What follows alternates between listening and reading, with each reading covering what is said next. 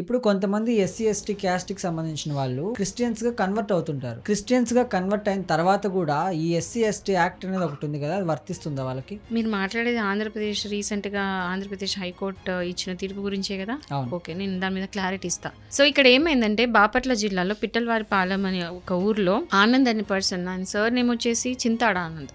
So, Chintada Anand అనే person ఒక pastor లాగా చర్చ్‌లో పనిచేస్తున్నాడు. అతను యాక్చువల్లీ ముందు ఎస్సీ, ఎస్టీ ఉండే, కానీ తర్వాత క్రిస్టియన్‌లా మారి అక్కడ చర్చ్‌కి పాస్టర్ అయ్యి అక్కడ వాళ్ళ ప్రేయర్స్ అవన్నీ చేయడం, ఆ చర్చ్ అనేది చూసుకోవడం అయినా చేస్తుండే. సో, అక్కడ ఏమైందంటే అతనికి ఉన్న రామరెడ్డి అనే ఒక పర్సన్ కి ఒక గొడవ అనేది అయింది. సో, ఆ గొడవలో కూడా ఎట్లా అంటే ఈ చర్చ్‌కి సంబంధించిన కొన్ని లావాదేవీలు దేనికో గొడవ అయింది వాళ్ళిద్దరు బేసికల్. గొడవ ఏమైంది? గొడవ అయినప్పుడు ఈ పర్సన్ ఊకోకుండా ఈ చింతాడ ఆనంద్ వెళ్ళి కంప్లైంట్ పెట్టిండు, పోలీస్ స్టేషన్ లో కంప్లైంట్ పెట్టిండు. ఏమని పెట్టిండంటే ఎస్సీ ఎస్టీ యాక్ట్ ఏదైతే ఉందో అట్రాసిటీ కేసు అనేది ఈయన పెట్టడం జరిగింది. సో, పెట్టినప్పుడు వీళ్ళు హైకోర్టుకి వెళ్తే అక్కడ హైకోర్టు ఏం చెప్పిందంటే, ఒక్కసారి ఎస్సీ ఎస్టీ నుంచి నువ్వు క్రిస్టియన్కి మారినవు అంటే ఒక్కసారి మతం మారిన తర్వాత నువ్వు క్రిస్టియన్ అవుతావు, కానీ ఎస్సీ ఎస్టీ కావు.